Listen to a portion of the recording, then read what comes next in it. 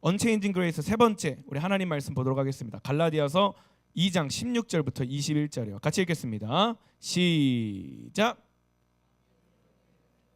율법의 행위로 말미암음이 아니요 오직 예수 그리스도를 믿음으로 말미암는 줄 알므로 우리도 그리스도 예수를 믿나니 이는 우리가 율법의 행위로서가 아니고 그리스도를 믿음으로써 의롭다함을 얻으려 함이라. 율법의 행위로서는 의롭다함을 얻을 육체가 없느니라. 만일 우리가 그리스도 안에서 의롭게 되려 하다가 죄인으로 드러나면 그리스도께서 죄를 짓게 하는 자냐? 결코 그럴 수 없느니라. 만일 내가 헐었던 것을 다시 세우면 내가 나를 범법한 자로 만드는 것이라. 내가 율법으로 말미암아 율법에 대하여 죽었나니 이는 하나님에 대하여 살려 함이라. 내가 그리스도와 함께 십자가에 못 박혔나니 그런즉 이제는 내가 사는 것이 아니요 오직 내 안에 그리스도께서 사시는 것이라. 이제 내가 육체 가운데 사는 것은 나를 사랑하사 나를 위하여 자기 자신을 버리신 하나님의 아들을 믿는 믿음 안에서 소망아 같이 읽어줘요. 내가 하나님의 은혜를 패하지 아니하노니 만일 의롭게 되는 것이 율법으로 말미암으면 그리스도께서 헛되이 죽으셨느니라. 아멘. 안녕 은채야. 굿모닝. 이 개역 개정이 청소년들 입장에서는 좀 어려운 단어가 많을 거예요. 저게 도대체 무슨 말이야라고 할 수 있는데 제가 설교 중간중간에 쉬운 버전으로도 좀 갖고 오고 하니까 여러분 어렵더라도 좀 잘 듣고 집중해 할 수 있었으면 좋겠어요. 딱딱한 음식을 씹어야 턱에 근육이 생기고 더 맛있는 음식을 먹게 되듯이 어렵지만 여러분 차근차근 저를 따라서 와줄 수 있었으면 좋겠습니다. 한번 따라하겠습니다. 말씀은 변하지 않는다. 복음은 변하지 않는다. 예수님은 변하지 않는다. 휘야 PPT 준비됐지? 나 확인했는데. 오케이, 한 번 더 시작. 말씀은 변하지 않는다. 복음은 변하지 않는다. 예수님은 변하지 않는다. 언체인징 시리즈를 계속 선포할 때 변함없는 이라는 걸 얘기할 때 꼭 세 가지 기억하라고 얘기했어요. 방금 기억했죠? 말씀, 복음, 예수님. 은혜에 대한 얘기를 우리가 지금 3주 동안 계속 이어지고 있습니다. 따라합시다. 은혜는 선물이다. 은혜는 거저받은 것이다. 은혜는 받을 자격 없지만 받은 것이다. 그래서 우리가 은혜라는 단어를 생각할 때 은혜 이꼬르 이퀄 선물, 은혜 이퀄 거저받은 것을 생각하시면 돼요. 자, 제가 여러분들에게 계속 강조했던 건 이거였어요. 주님은 변함이 없기 때문에 복음이 변함이 있다 없다? 유준아 있다 없다? 없다. 하나님의 말씀이 변함없기 때문에 말씀을 통해 주시는 은혜도 변함이 있다 없다? 있다 없다? 없다. 그래서 언체인징 시리즈가 가면 갈수록 여러분 안에 하나님의 이 변함없는 진리, 변함없는 능력, 변함없는 은혜가 배가 되어 여러분에게 역사하기를 주님의 이름으로 선포합니다. 아멘. 자, 성경을 보면 여러 가지 하나님이 심겨두신 원리들이 있어요. 원리. 근데 그 중에 하나가 뭐냐면 오늘 여러분에게 비밀을 좀 가르쳐 줄게요. 따라할게요. 하나님이 주신 것은 대체로 누리라고 주신 것이다. 인준아 한 번만 따라해 줄래? 하나님이 주신 것은 여러분도 같이 따라해 줘. 창피하잖아. 하나님이 주신 것은 대체로 누리라고 주신 것이다. 이게 성경에 많이 있는 원리 중에 한 가지예요. 이 원리를 알고 성경을 읽으면 굉장히 성경을 읽는 게 재밌습니다. 보세요. 창세기를 보면 하나님께서 인간을 창조하셨다라고 말씀하셨어요. 그죠? 5일 동안 천지를 창조하시고 바다와 모래와 여러 가지 각종 나무들과 동물들을 창조하시고 6일째 되는 날 뭐를 만드셨어요? 사람을 만드셨어요. 하나님의 형상대로, 하나님의 모양대로 유일하게 사람을 하나님의 형상을 닮은 사람으로 딱 창조하시고 인간에게 이렇게 명령하셨어요. 뭐라고 하셨냐면 생육하고 번성하고 충만하고 정복하고 다스려라. 그러니까 하나님께서 각종 나무를 만드신 것도 동물들을 만들고 여러 가지 세상의 모든 것들을 만드신 이유는 인간에게 그것을 누리라고 주신 거예요. 에덴 동산 한번 생각해 볼까요? 하나님께서 에덴 동산에 누가 있었어요? 아담이 있었어요. 아담에게 뭐라고 하셨어요? 이 동산에 있는 각종 나무의 열매를 임의로 먹어라. 그 열매들을 아담에게 주신 거예요. 뭐 하라고? 누리라고. 이해가 되죠? 그 다음에 안식일을 또 이스라엘 백성들에게 주셨어요. 6일 동안 열심히 일하고 안식일을 내가 너희에게 명령할게. 안식일을 줄게. 왜? 안식일에 뭐 하라고? 쉼을 누리라고. 하나님 안에서 평안함, 하나됨을 누리라고 안식일을 주신 거예요. 그 다음에 광야를 나왔던 이스라엘 백성들이 하나님이 약속한 게 있어. 너네들이 애굽에서 나와서 내가 인도할 땅으로 가면 젖과 꿀이 흐르는 땅으로 너희를 보낼 거야. 그러면서 이스라엘 백성들에게 그 젖과 꿀이 흐르는 땅 이름이 가나안 땅이거든요. 가나 초콜릿 아니고 가나안 땅이에요. 가나안 땅을 주신 이유가 뭐예요? 그곳에 있는 젖과 꿀을 어떻게 하라고? 누리라고. 풍요로운 환경과 풍요로운 모든 것들, 하나님이 공급하시는 것을 누리라고. 그리고 그들이 출애굽하면서 하늘에서 뭐가 떨어졌어요? 만나와 메추라기. 만나는 어떤 약간 이렇게 뭐라 그럴까, 이렇게 솜사탕 같은 개념의 먹을 거예요. 식료품이에요. 메추라기가 막 떨어져 가지고 사람들이 메추라기 주워 먹는데 사람들이 이 메추라기 때 뭐야 하면서 똥 막 이렇게 막 그 메추라기 뭔지 알아? 너네 혹시? 메추리알 알아요? 그런 것처럼 작은 새예요. 고기예요. 메추리가 막 이렇게 날아다니는데 막 똥 싼다. 메추리 왜 줘? 약간 이랬겠어요? 메추리를 왜 주셨을까? 먹으라고, 누리라고, 단백질 공급하라고 주신 거예요. 그러니까 성경에 나오는 창세기부터 요한계시록에 등장하는 모든 것들 대체로 하나님이 우리에게 주신 것은 누리라고 주신 거예요.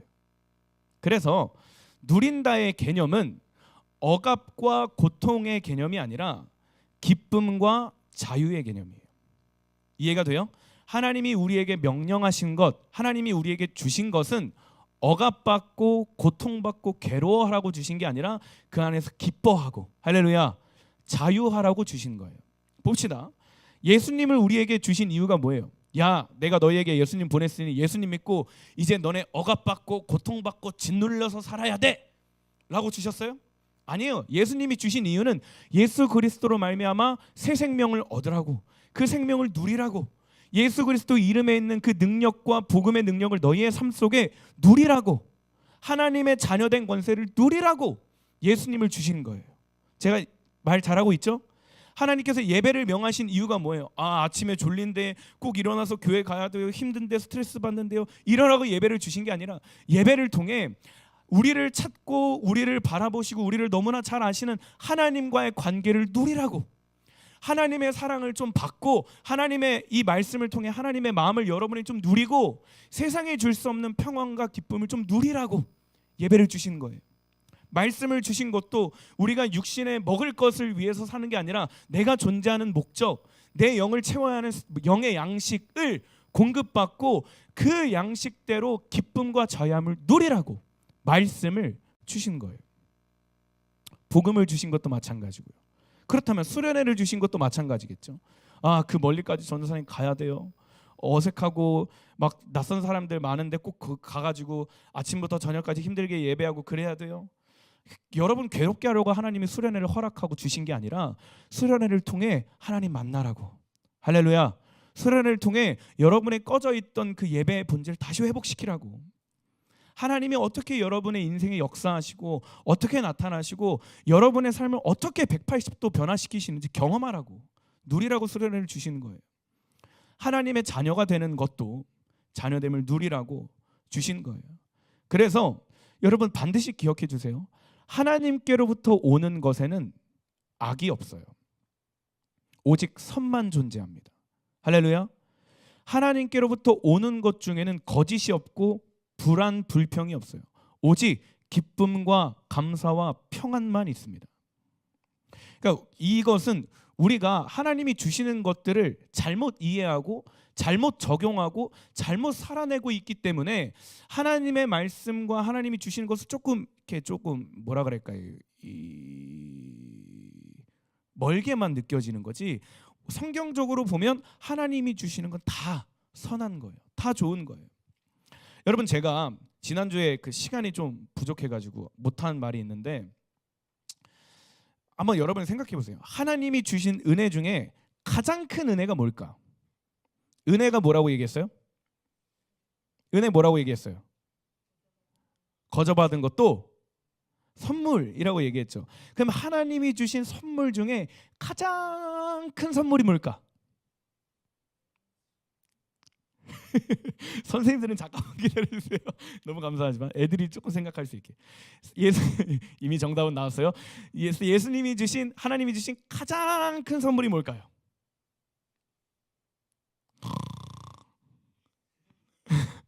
두 글자, 이응시옷. 뭐게요?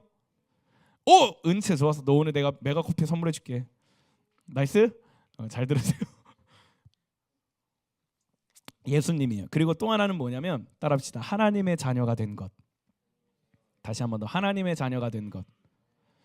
그러니까 하나님이 오늘날 우리에게 주신 가장 큰 은혜는, 은혜의 본질, 은혜 자체는 예수님이고, 가장 큰 은혜는 내가 하나님의 자녀가 됐다라는 게 가장 큰 은혜예요. 한번 생각해봐요, 여러분. 저는 한번 생각해봐. 우리들이 많이 대부분 은혜라고 생각하는 거, 선물이라고 생각하는 거, 이렇게 생각합니다. 불치병이 치유되는 것, 그죠? 뭔가 어렸을 때부터 치유되지 않았던 내 몸의 어떤 병이 치유되는 거, 혹은 뭐 아토피나 여러 가지 고질병이나 뭐 암이 제거되는 것, 이런 게 치료되면 우리는 은혜라고 생각을 해요. 로또를 했는데 로또이 당첨이 돼서 갑자기 돈이 많아지는 것, 이것을 은혜라고 생각을 합니다. 좋은 대학을 가거나 아니면 내가 공부한 것보다 성적을 조금 더 잘 받게 되면 은혜라고 생각을 해요. 그렇죠? 뭔가 사람들에게 주목받지 못하고 인기 없었는데 어느 날 갑자기 사람들이 나를 좋아해 주기 시작하고 사람들에게 인기가 많아지는 걸 우리는 흔히 은혜라고 생각합니다. 물론 그것도 은혜가 될 수는 있어요. 은혜예요. 하나님이 주신 선물일 수 있어요. 그러나 성경에서 말하는 하나님이 요구하시고 우리에게 주신 가장 큰 은혜는 내가 하나님의 자녀로 사는 거예요. 예수 그리스도를 믿는 믿음으로 말미암아 하나님의 자녀가 되는 권세를 누린다라는 것이 가장 큰 은혜예요. 왜인지 한번 생각해 봅시다. 여러분 보세요. 병이 치유되는 게 가장 큰 은혜라면 안 아픈 사람은 평생 그 은혜를 누릴까 못 누릴까? 누릴까 못 누릴까? 못 누려요. 건강한데 그 은혜를 어떻게 누려? 그러면 건강한 건 저주예요. 병이 치유받는 게 은혜라면. 그러면 병이 치유받는 게 또 은혜라면 그 순간은 은혜 받을 수 있어요. 예를 들어 내가 암이 걸렸어. 여기 암이 있어. 병원을 갔는데 초기야. 아니 말기야. 그래서 병원에서 더 이상 손 쓸 겨를이 없는 거야. 그래서 기도하고 막 열심히 해서 하나님께서 진짜 그 은혜로 이 암덩어리를 제거하셨어. 물론 이것도 은혜죠. 근데 그러면 그 다음에 암이 재발되지 않으면 그 다음 날, 한 달 뒤, 1년 뒤 이 사람은 그 은혜를 매일 못 누려요.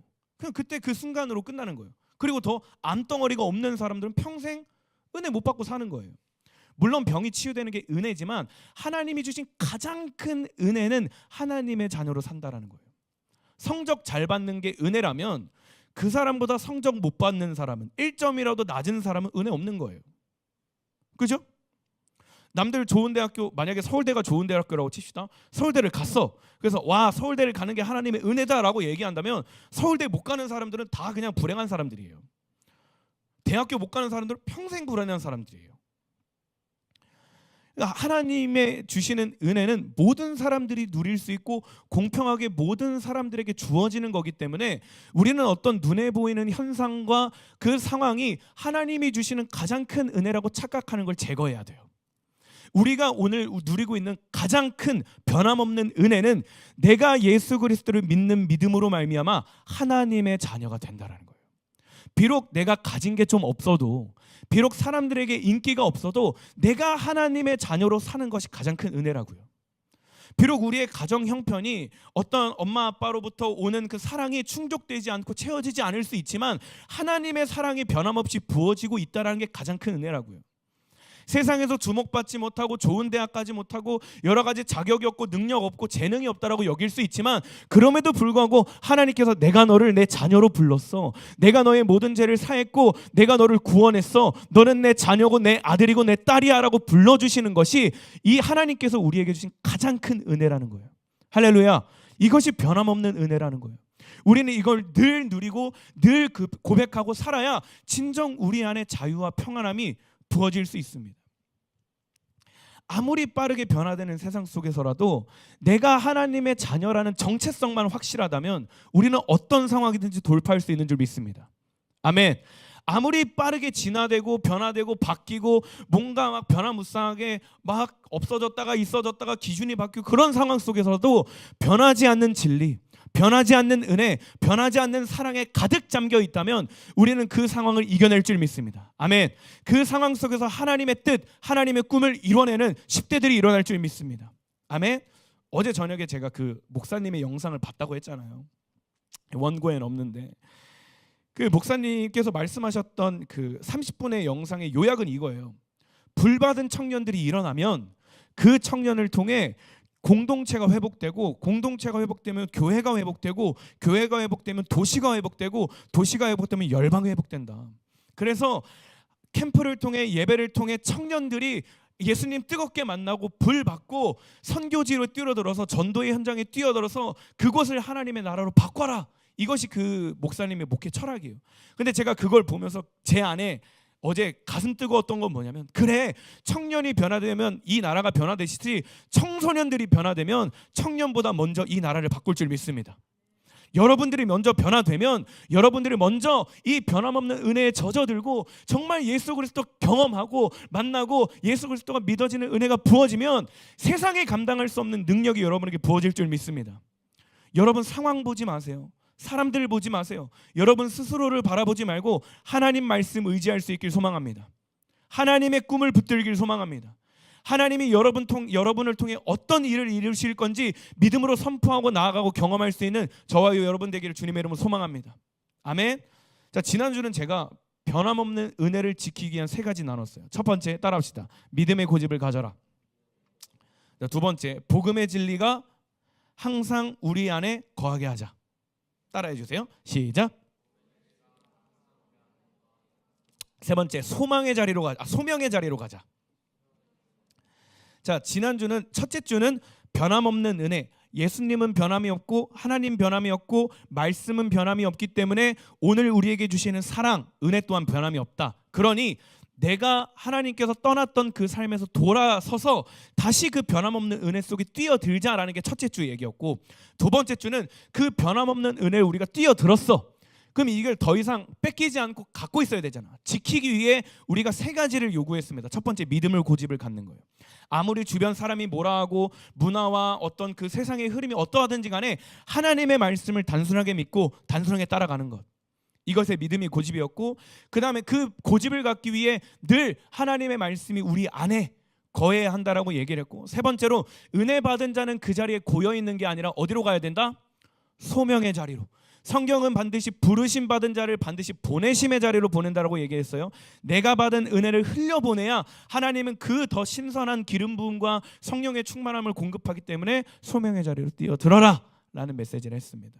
오늘은 변함없는 은혜를 누리기 위해 우리는 어떻게 해야 되는가에 대한 메시지를 3개 중에 1개만 나누도록 할게요.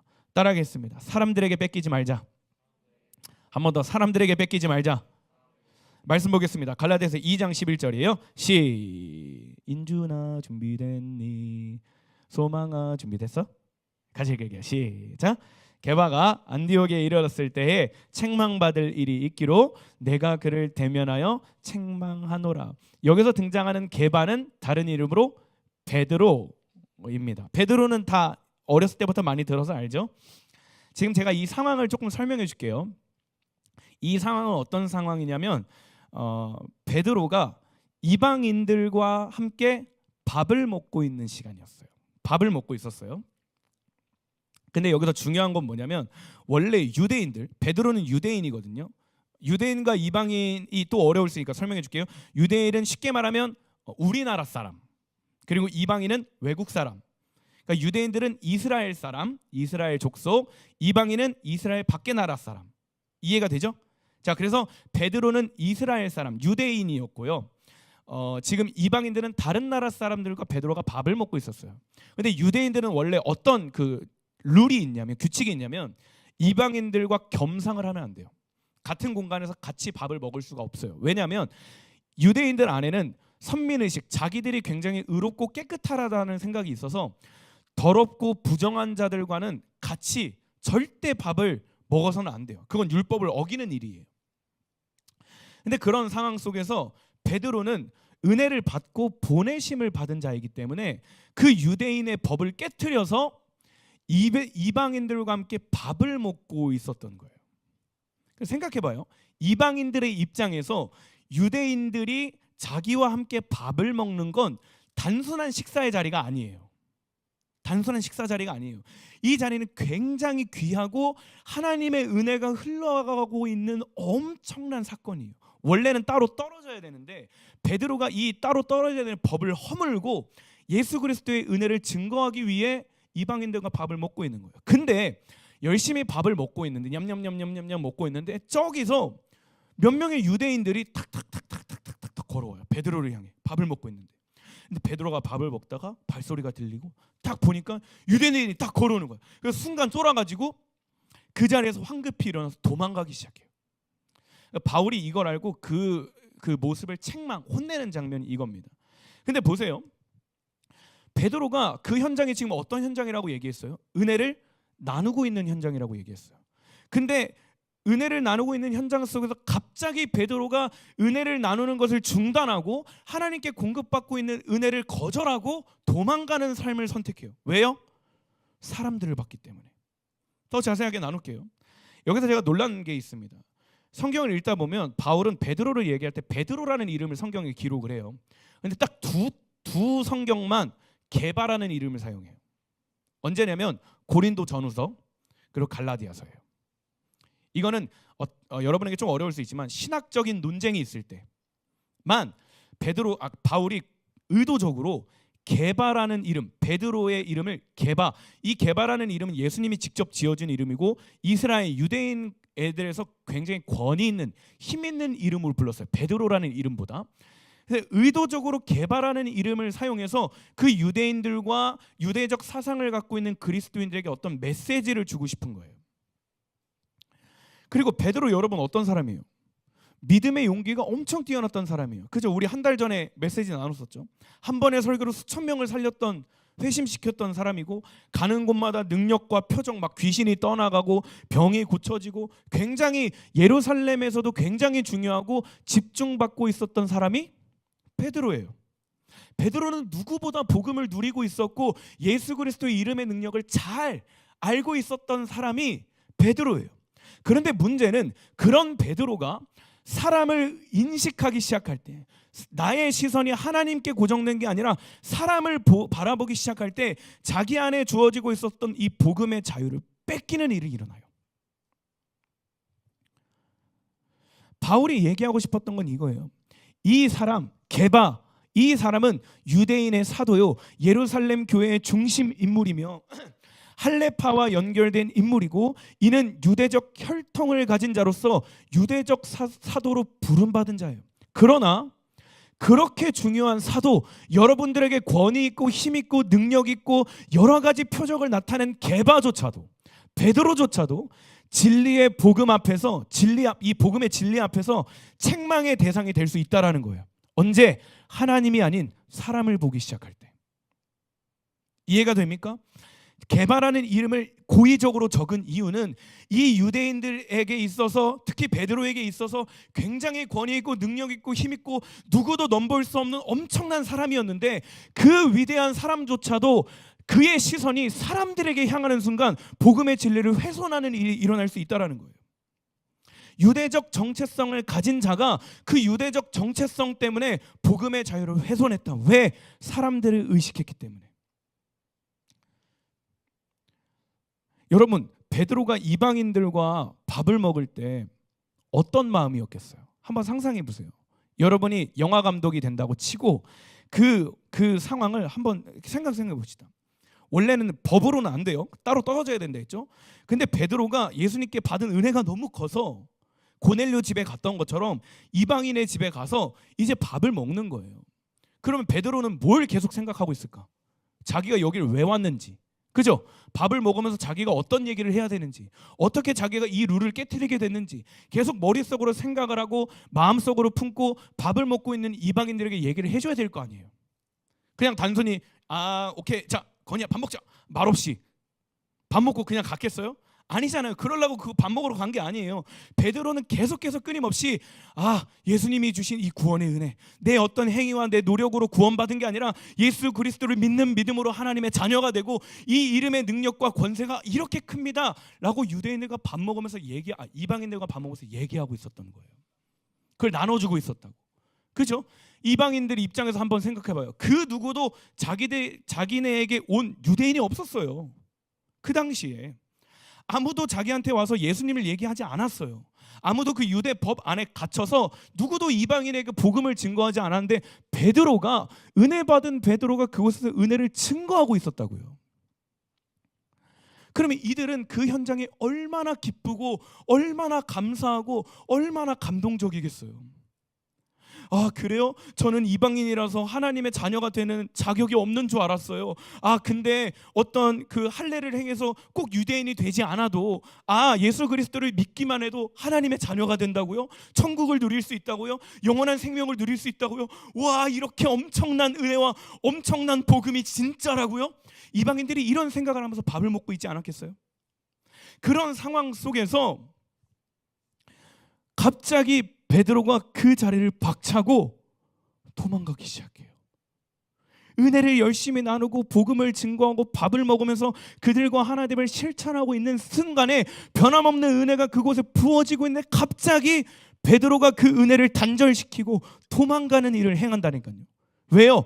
자기의 시선이 순간적으로 사람에게 향한 거예요. 유대인들이 자기에게 다가오는 걸 보고 순간적으로 두려워서 도망가고 있어요.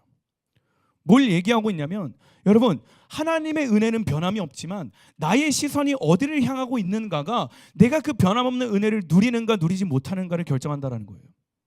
하나님의 은혜는 변함없이 오늘도 우리에게 주어지고 있고 이미 주어졌고 우리 안에 예수 그리스도가 살아계신데, 내가 예수 그리스도를 바라보지 못하고 세상적인 것들을 자꾸 바라보고 사람을 기준 삼고 환경을 바라보고 내 어떤 컨디션과 기분과 다른 것들을 바라보기 시작할 때 그 변함없는 은혜를 누리지 못한다라는 거예요. 그래서 우리가 변함없는 은혜를 누리기 위해서 나의 시선을 하나님께 고정해야 됩니다. 할렐루야. 제가 종종 우리 청소년들 따로 만나거나 아니면 청년들 혹은 예배팀들에게 가장 많이 하는 말이 있어요. 뭐냐면, 사람 보지 말고 하나님 보면서 신앙생활해라. 물론 사람을 볼 수밖에 없습니다. 그래서 바울도 자신을 본받아라 라고 신약성경에 굉장히 많이 기록해놨어요. 그런데도 불구하고 우리는 신앙생활하면서 절대로 사람이 기준되지 말아야 돼요. 하나님의 말씀이 우리의 믿음의 기준이 되어야 돼요.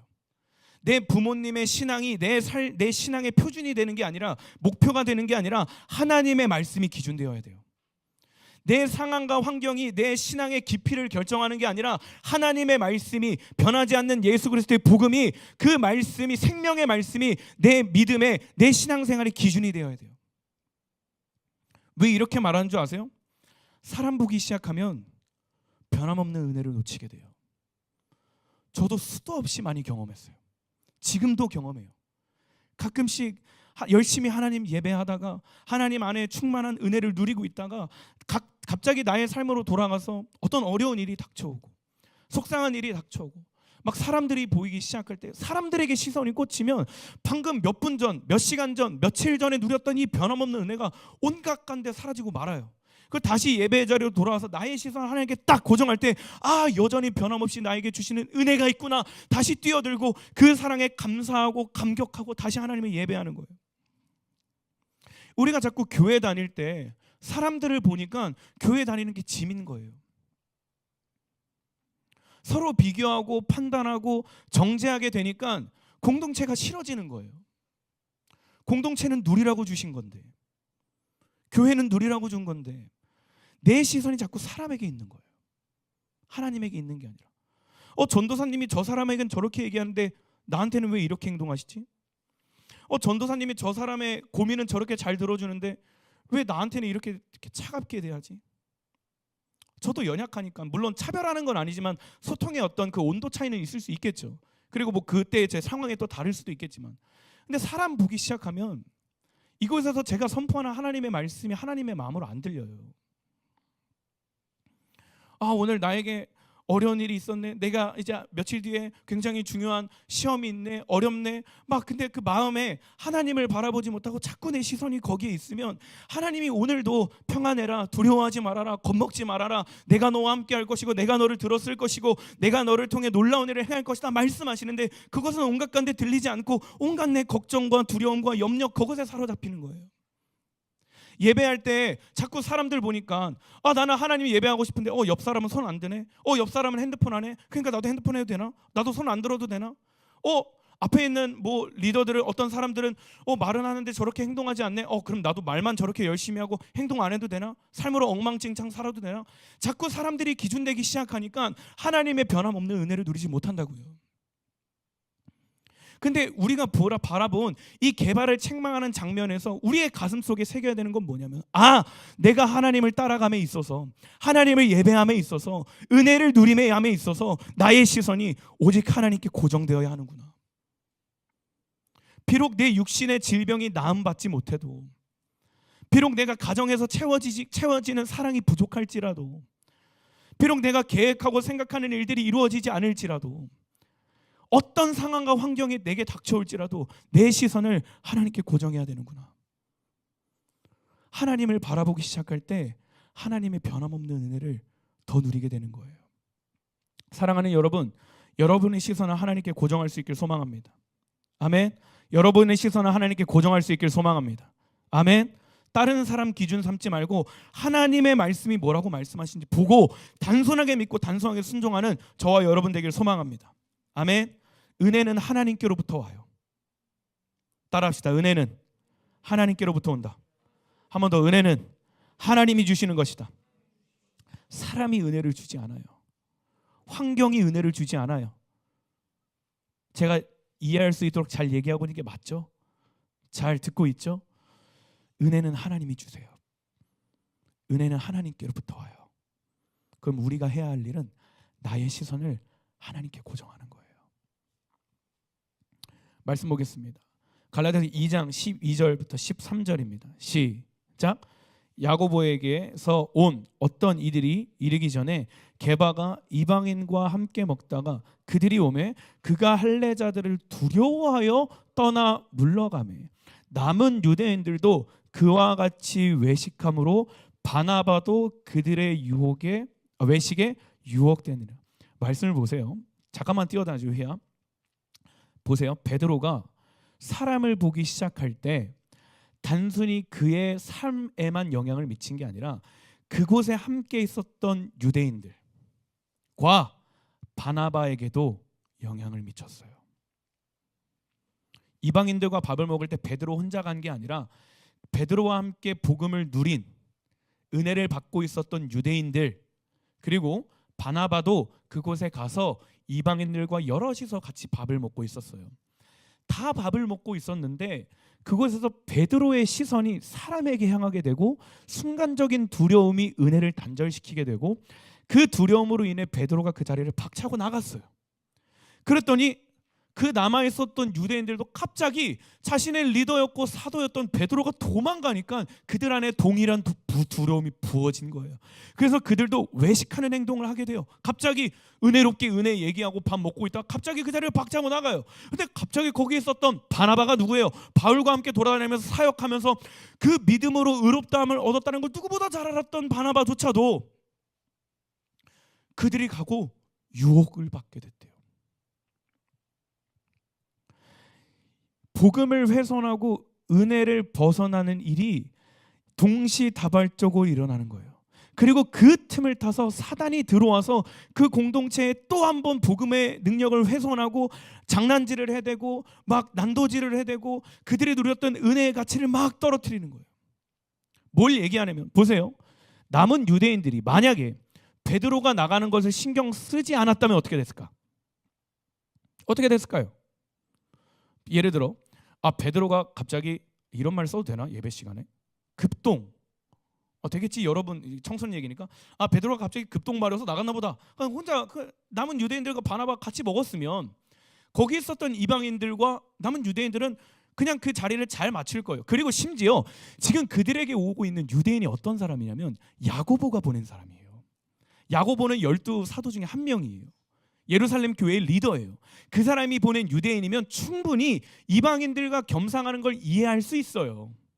이건 다음 주에 한 번 더 나누겠지만, 그러면 그들은 실제적으로 그 사람들과 마주치지 않은데 그냥 사람을 본 순간 두려움이 그들 안에 있었고, 베드로가 박차고 나갈 때 남은 유대인들이 그 하나님의 은혜를 집중한 게 아니라 누굴 바라본 거예요?